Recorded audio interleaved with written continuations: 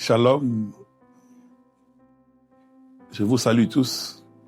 Moi, c'est votre serviteur, le docteur Bali Georges Tchala-Tshimanga. Je suis l'apôtre de la stabilité.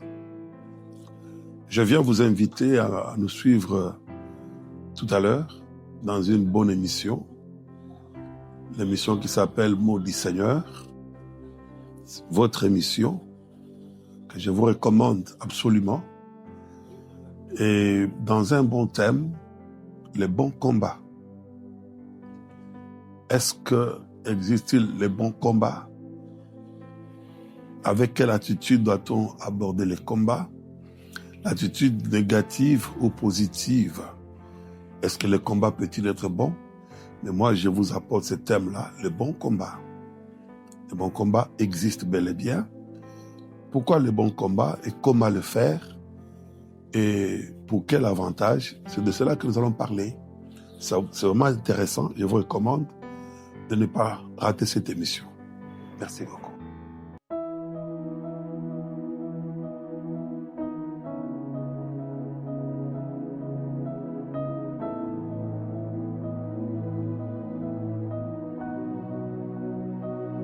Mots du Seigneur. Nous vous saluons chaleureusement dans le précieux nom de notre Seigneur et Sauveur Jésus-Christ. Je suis votre humble serviteur. Je suis le docteur Bali Georges Tchala-Tshimanga. Je suis l'apôtre de la stabilité. Je suis recteur de l'université Old Ministry Fellowship de Plano, Texas, pour la zone Afrique. Je suis le représentant légal de la grande communauté ERA, qui veut dire Église Le Rocher d'âge en âge. Et ici, je viens vous apporter la parole de Dieu dans le cadre de cette émission qui est intitulée « Les mots du Seigneur ». Et comme c'est une opportunité que Dieu nous accorde, je voudrais que vous puissiez nous suivre avec beaucoup d'attention par rapport à ce que nous voudrions vous apporter. Le thème que nous voudrions échanger aujourd'hui, c'est celui qui s'appelle ou qui est intitulé « Le bon combat ». Le bon combat. Nous voulons parler du bon combat. Alors, en d'autres termes, quand on parle du bon combat, c'est comme si on voulait dire à quelqu'un « Tiens bon, sois fort, soit félicitations » après avoir relevé un défi, après avoir surmonté une difficulté, parce que lorsque nous surmontons une difficulté, nous relevons un défi, tant que nous sommes en vie, nous restons en vie, les choses ne s'arrêtent pas là. Tant que la vie continuera, nous serons obligés de pouvoir être animés de pensées fortes pour aborder de nouvelles difficultés, de nouveaux problèmes, des challenges, mais surtout des défis qui pourront nous attendre dans l'avenir et le futur. C'est comme par exemple quelqu'un qui est célibataire, il va travailler pendant autant d'années, réunissant des fonds qu'il va mettre de côté en épargnant pour se marier. Nous sommes en RDC, nous sommes à Kinshasa, nous parlons de réalité de Kinshasa, mais ça peut rattraper tous ceux qui peuvent nous suivre à travers le monde. Quelqu'un, pour se marier aujourd'hui dans cette ville, ça peut lui demander pour la dot simplement jusqu'à peu près 6 000 $, prenons 5 ou 6 000 $. Ça dépend des familles. Mais regardez, lui-même là, lorsqu'il travaille, vous-même, quand vous travaillez, si vous êtes encore jeune, ou vous-même, en tant que parent, vous avez mis les enfants au monde, vous voulez quand même que les enfants un jour se marient, non? Alors, l'enfant qui va se marier là, il travaille, il reçoit combien comme salaire à la fin du mois? Il a quel revenu pour mettre déjà à côté et à part, disponibiliser ces fonds-là, 6 000 $, ça va lui demander de fournir beaucoup d'efforts pour le faire. Mais c'est pas fini, hein? Quand il va dans la belle famille, après cela, il y a d'autres cérémonies qui l'attendent. Ça va venir par la suite, ça sera le mariage civil devant l'officier de l'état civil. Ça va demander de débourser de l'argent. Et à part cela, il sera obligé d'être béni dans une église, dans ce que nous appelons la bénédiction nuptiale. Et pour ça encore, il va falloir pour la soirée louer une salle. Et quand vous mettez toutes ces dépenses ensemble, ça va encore lui demander peut-être 6 000 ou 8 000 $. Vous voyez, quand vous prenez les 6 000 qu'il y a dépensé avant, plus les 6 000 ou les 8 000, ça fait à peu près 14 000 ou 15 000 $. C'est un fonds de démarrage pour les affaires. Mais ces fonds-là ont été engloutis dans ce qu'il a appelé le mariage, pour lequel il a eu les projets. Mais ça va pas s'arrêter là, parce que une fois marié, il aura besoin de trouver une maison où habiter avec son épouse, sa femme, ou même vous en tant que fille, ou habiter avec votre mari. C'est encore un autre souci qui commence. On a vu des mariés qui sont mariés, mais qui ont pu habiter, soit ils ont été hébergés auprès de la maison de parrains, ou auprès de certaines connaissances, ou auprès de pasteurs. Mais ils doivent chercher leur propre maison. Ça va coûter, ça va demander de l'argent. Vous voyez que c'est lui qui s'est fait beaucoup de soucis pour trouver l'argent, pour aller doter, se marier. Il a quand même surmonté quelque chose. C'est un défi qu'il a relevé, mais ce n'est pas tout. Il doit encore s'attendre à relever notre défi qui s'appellera la bénédiction nuptiale ou même devant l'officier de l'état civil. Mais lorsqu'il dépasse ces étapes, il arrive maintenant à l'étape où la femme devient grosse, doit maintenant se préparer pour faire la layette. C'est encore un autre défi. Et lorsque l'enfant naît, après 1 année, 2 ans, 3 ans, il faut maintenant un autre défi qu'il doit affronter, sont les études maintenant de l'enfant. Vous comprenez?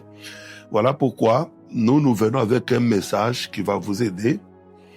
Et ce message, nous l'avons intitulé « Le bon combat », pour combattre le bon combat. Et ce bon combat vient te dire, tiens bon. Donc, c'est-à-dire, il faut tenir bon avant de faire un projet. Il faut tenir bon pendant le projet. Il faut tenir bon lorsque le projet va se réaliser, parce qu'après ça, il y aura encore d'autres défis. Celui qui aujourd'hui est piéton, il fait tout pour réunir un peu d'argent pour s'acheter une voiture. Mais il croit que lorsqu'il aura une voiture, il en sera en possession. Ça sera fini. Non, cher ami, ce ne sera pas fini. Parce que déjà, il faut s'apprêter à trouver du carburant pour les courses de tous les jours. Ce sont des défis. Ou soit faire l'entretien 1 mois après ou 2 mois. Il y a des voitures qui coûtent cher, ça dépend de marque des voitures. Et tout ça, il faut laver les véhicules, qu'ils soient toujours propres, qu'ils sentent bon, tout ça. Donc aussi les protéger contre aujourd'hui les phénomènes Wewa. Et parce qu'on ne sait jamais, on peut gratter votre véhicule aussi par certains véhicules qu'on appelle chez nous 207. Mais alors, tout ça sont des défis. Alors, si on n'a pas un bon mental, si on n'est pas préparé en amont, on peut craquer vu les réalités de la vie aujourd'hui. Et nous vous apportons ce message. Nous pensons que ça pourra vous servir. Et ce message, nous l'avons basé, nous vous donnons une écriture qui va vous permettre de bien le comprendre. L'écriture que nous allons vous donner, il est situé dans 1 Timothée, chapitre 1er, au verset 18. C'est là où Paul, s'entretenant avec son fils légitime, il voulait aussi l'encadrer comme nous voulons le faire avec vous aujourd'hui. Mais ici, il n'est pas question de l'âge. Vous pouvez être plus âgé que nous ou moins âgé que nous. Ça dépend.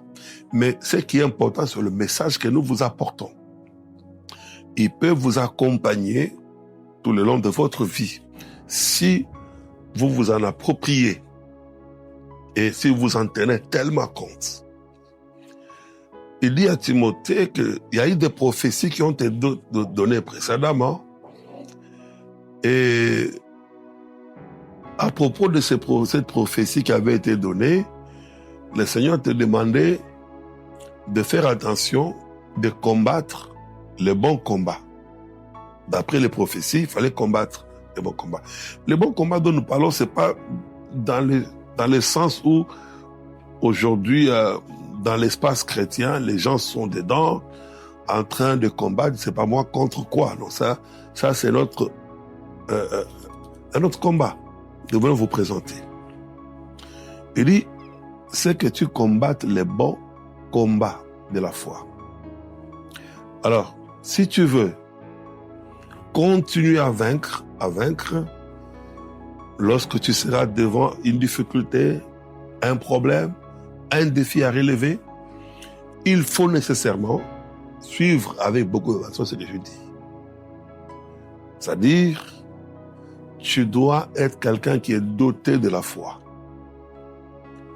Doté de la foi. La foi, d'abord, pour moi, la foi, c'est cette conviction dont on a d'un être suprême, d'un Dieu tout-puissant et capable de nous venir en aide devant n'importe quel problème et difficulté. Que vous soyez chrétien ou pas, mais la parole que nous vous apportons, c'est une parole qui peut vous aider. Pourquoi est-ce que vous êtes apte à recevoir ce que la science vous donne et vous ne voulez pas recevoir ce que nous on vous donne, alors que ça peut beaucoup vous aider davantage? Alors, quand Paul dit à Timothée que d'après les prophéties, certes, dans la vie, il y aura toujours des combats. Ça, c'est moi vous dire la vérité. C'est-à-dire qu'on ne pourra jamais triompher tant qu'on est sur la terre, on sera toujours buté. C'est-à-dire que ici où nous sommes et partout où vous nous suivez, tout le monde a ses problèmes, tout le monde a ses combats. Tout le monde a ses combats. Mais pour que vous puissiez triompher, nous vous disons que vous devez combattre les bons combats.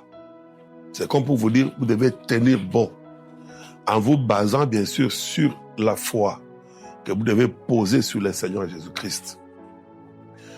Et Jésus-Christ, c'est la seule personne qu'il vous faut, sur laquelle vous devez fonder votre conviction. Je disais que la foi, pour moi, c'est la conviction de l'existence de ces dieux-là. Et la Bible dit que il faut que celui qui s'approche de Dieu croit que Dieu existe. L'existence de Dieu, aujourd'hui, est fondamentale pour vous.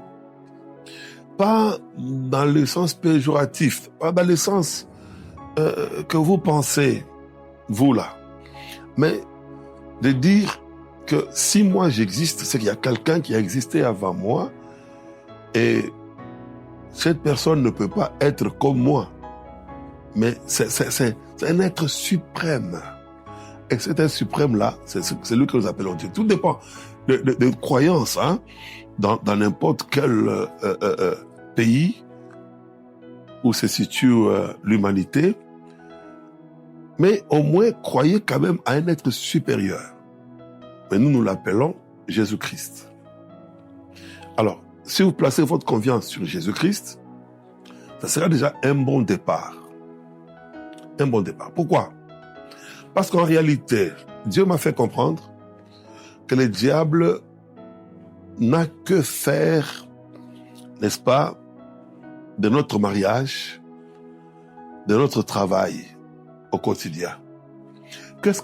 Dis-moi un peu, qu'est-ce que tu penses que le diable peut faire avec ton travail? Si le diable se lève, commence à combattre ton travail, qu'est-ce qu'il va en faire? Le diable, s'il veut commencer à combattre ta maternité, par exemple, qu'est-ce qu'il va en faire? Ou tes business? Ça, c'est juste une diversion.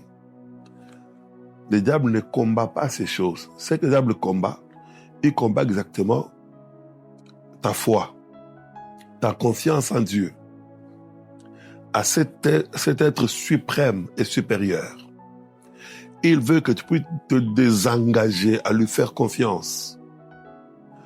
Alors, c'est comme ça qu'il peut toucher au travail, il peut toucher à l'argent, il peut toucher à tes fiançailles, il peut toucher à ton mariage ou à ta maternité, pour que toi, tu puisses te déconcentrer, que tu ne puisses pas être concentré sur Dieu, parce que lorsque tu es concentré sur Dieu, Dieu sera toujours avec toi, il te viendra toujours en appui, il va te secourir, parce qu'il est pour nous un secours qui ne manque jamais en temps de détresse. Donc, vous qui me suivez, ne suivez pas cette diversion du diable qui vous fait croire qu'il est en train de combattre le mariage ou la santé. Non. Lui, il veut que vous enleviez votre confiance en Dieu. Lorsqu'il réussit à le faire, c'est fini. Vous manquez de force et de confiance parce que lui, pour que Dieu vienne à votre secours, il faut que vous puissiez placer votre confiance en lui. La Bible dit qu'il faut que celui qui s'approche de Dieu croit que Dieu existe. Si vous ne croyez pas à son existence, il est omniprésent. Il est partout, au même moment. Il n'est pas limité. D'abord, le diable lui-même n'est pas omniprésent. Laissez-moi souligner ça. Il n'est pas omniprésent. Mais vous allez me poser la question, mais docteur, s'il n'est pas omniprésent, mais comment se fait-il que lui, il découvre des choses? Il découvre des choses au travers de vous, de votre indiscrétion. Il suffit qu'il vous touche quelque part et vous lui livrez tous les secrets. Lui, tant que le secret n'est pas livré, il est dans l'ignorance, il ne connaît rien. Alors que Dieu, il est non seulement l'omniprésent, mais il est l'omniscient. Avant que la chose ne débute, Dieu, déjà parce qu'elle commence en Dieu, la chose, mais la question commence en Dieu. C'est ça la différence entre le diable et Dieu. Donc le diable, lui, il veut que tu parles pour que tu lui livres les secrets, tandis que Dieu, il est le concepteur de tout. Tout ce que tu es, tout ce que tu fais, tout ce que tu feras dans l'avenir, c'est Dieu qui amène le concepteur. Alors, pour que tu combattes bien ce combat, tu dois d'abord être d'accord avec moi que le diable, voilà pourquoi d'ailleurs le combat, notre combat en tant que chrétien, on l'appelle bon. Nous, on n'a pas de mauvais combat. Qui vous a mis dans la tête que vous avez mauvais combat? Parce que déjà, Paul dit à Timothée qu'il faut combattre les bons combats. Notre combat, il n'est jamais mauvais. C'est un bon combat. Pourquoi? Parce que c'est un combat qui concerne la foi. Alors, notre vie chrétienne commence par la foi. Déjà au départ, quand le combat vient, il nous trouve déjà dans la foi. Nous avons déjà la foi. C'est comme ça que Jude, par exemple, quand Jude écrit, il dit que je voudrais vous écrire au sujet de notre salut, qui est commun, mais aussi au sujet de notre foi commune. La foi qui nous a été transmise une fois pour toutes. Il dit que nous devons combattre pour la garder, cette foi-là. Le bon combat, c'est celui qui fait que la foi, qui combat concernant la foi, pour que la foi soit sauvegardée, pour que nous ne puissions pas l'abandonner, parce qu'il y a déjà un avertissement qui nous avertit déjà d'avance. Ça, c'est l'apôtre Paul qui prophétisait, qui disait que dans les derniers temps-là, beaucoup vont abandonner la foi pour s'attacher à des doctrines des démons et à des esprits séducteurs. Aujourd'hui, il y a plus de séduction, il y a plus de doctrines, des enseignements démoniaques qui perturbent la foi et la vie chrétienne aujourd'hui. Et les gens naviguent contre vent et contre courant. Et même dans ce que nous appelons le prix de combat, les gens combattent contre quoi? Eux-mêmes ne savent pas contre quoi ils combattent. Mais véritablement, pour ceux qui sont fondés, qui doivent me comprendre aujourd'hui, le diable, je prends l'exemple du cas de Job par exemple. Le diable a voulu attaquer quoi dans Job? Il voulait attaquer cette confiance en Dieu. C'est-à-dire que Job, il se disait, écoutez par exemple Job, il dit, ce que je crains, c'est ce qui m'arrive. Ce que je redoute, c'est ce qui finit par m'atteindre. Un enfant de Dieu n'a pas une vie assise dans les craintes, dans la peur de n'importe qui et de n'importe quoi, même pas de l'avenir ou de l'inconnu. Non, chers amis. Notre vie, c'est une vie déjà qui a été faite par le Seigneur. En réalité, nous ne vivons pas notre vie. La vie que nous menons, c'est la vie de Dieu. Et nous sommes cet instrument que Dieu a envoyé sur la terre pour mener sa vie. Et en tant que tel, le diable fera tout pour que nous ne puissions pas mener cette vie de Dieu à nous. Et pour y arriver, il fait tout en apportant ce que j'appelle la diversion, c'est-à-dire enlever le fait que nous soyons focalisés sur Dieu pour que nous puissions maintenant regarder ailleurs. Quand il attaque Job, vous voyez ce qui se passe?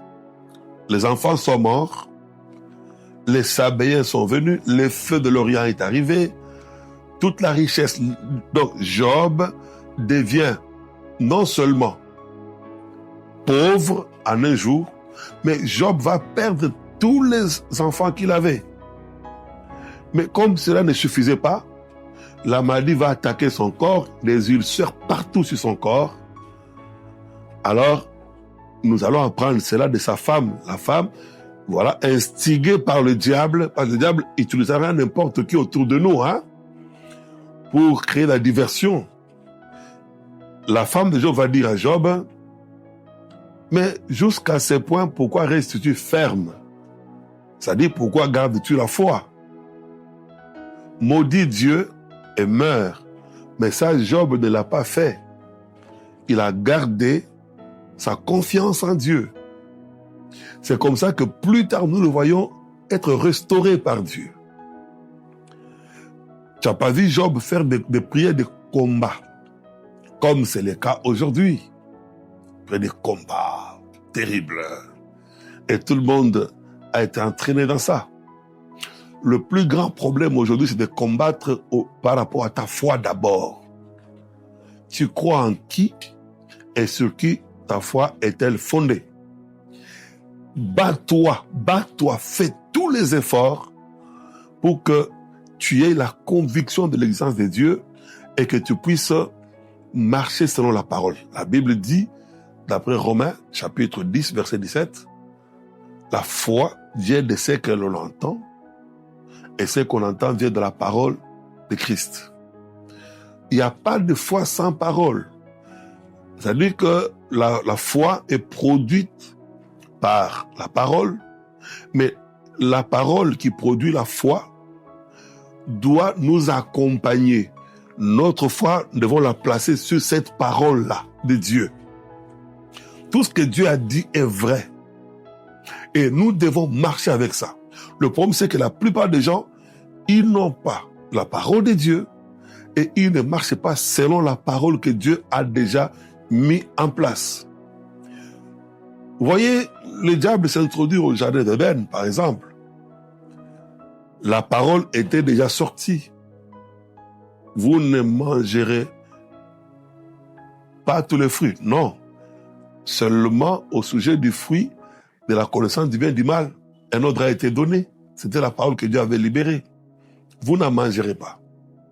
Mais au sujet de tous les autres fruits des arbres, Dieu n'avait pas interdit. Maintenant, l'homme, au travers de la femme, ils vont prendre ces fruits-là Parce que le diable, quand il vient avec la méthode qu'on appelle les doutes méthodiques. C'est pour combattre notre foi. Alors que nous parlons ici du bon combat de la foi. Nous devons combattre nécessairement. Peu importe l'étape que vous êtes en train de traverser.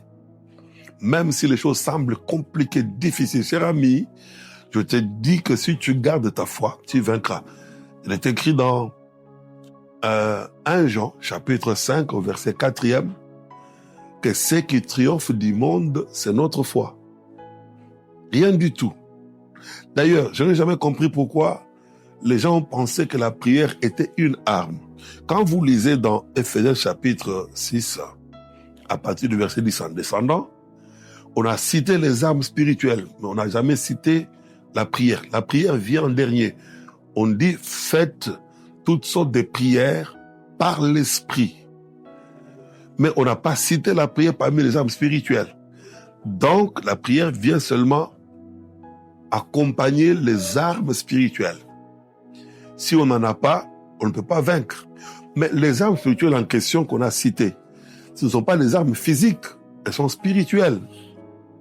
Elles sont spirituelles, vous allez comprendre que toutes font partie de la parole de Dieu. Quand on parle, par exemple, de la foi, comme étant les boucliers, je viens de dire tout à l'heure que la foi vient de ce qu'on entend vient de la parole de Christ. Donc la foi vient de la parole. Mais on cite aussi notre arme qui est, on parle de la parole, l'épée de l'esprit qui est la parole. Vous voyez ça? Et on parle du casque du salut qui est l'assurance du salut. On parle du zèle de l'évangile. Tout est lié à la parole de Dieu, chers amis. Donc, tu veux marcher dans une vie victorieuse aujourd'hui, que le diable ne te distraie pas. Fais tout le nécessaire. Pour connaître la parole de Dieu. Pour garder la parole de Dieu. Pour en avoir foi pleinement et totalement. Quoi qu'il arrive, dans n'importe quel milieu que tu puisses aller, dans n'importe quel contrée ou coin du monde entier où tu peux te retrouver maintenant, marié, célibataire, travaillant ou chômeur, la foi, c'est une facture, une grande facture qui est capable de tout payer. Voilà pourquoi nous devons nous battre. Pas seulement pour la foi d'avoir de bien de ce monde, non. La Bible dit, ça c'est Christ qui parle, le Fils de l'homme, quand il reviendra sur la terre, trouvera-t-il la foi? C'est l'unique chose que Dieu reviendra chercher, c'est la foi. Il ne viendra pas chercher qui a autant de villas, qui a autant d'habits dans sa garde-robe, qui a, n'est-ce pas, dans son char automobile. Non, autant de véhicules, non. Il viendra chercher la foi. C'est ce qui l'intéresse. Il veut que la foi devienne visible, comme dans les cas où il était en train de prêcher, d'enseigner la parole. Il y a eu 4 messieurs qui ont apporté leur ami qui était paralytique. Ils ont découvert les toits et ils ont découvert les toits. Au lieu que Christ voie, n'est-ce pas, la destruction méchante, la Bible dit que Christ ayant vu leur foi. Quand la foi devient visible dans la vie de l'homme, ça produit tout ce dont on a besoin, le miracle. Garde la foi. Combat pour la foi. Que rien au monde ne te détache de la foi, ne te fasse perdre confiance en la parole de Dieu et en Dieu lui-même. Tant que tu vivras comme cela, ta vie sera une vie de victoire. Combat, le bon combat, c'est le mot du Seigneur pour toi. Aujourd'hui, je t'ai apporté ce message parce que je sais que ta vie, elle est précieuse. Nous ne devons pas laisser n'importe qui te manipuler. Dieu nous a donné des instruments très importants, dont la parole. De la parole, nous devons y marcher, ou marcher dans la parole avec la foi. Que rien ne te détourne de la foi. Je t'encourage, félicitations. Si tu as la foi, tu es sur une bonne voie. Si tu n'as pas la foi, tu peux la demander à Dieu, il va te l'accorder. Parce que la foi, c'est un don qui vient de Dieu. Il va t'accorder ta foi, la foi plutôt, et puis tu mèneras une vie victorieuse sur la terre. Que le Seigneur vous bénisse. C'était votre humble serviteur, le docteur Bali Georges Chimanga. Appelez-moi, apôtre de la stabilité, Jorbat. Que Dieu vous bénisse.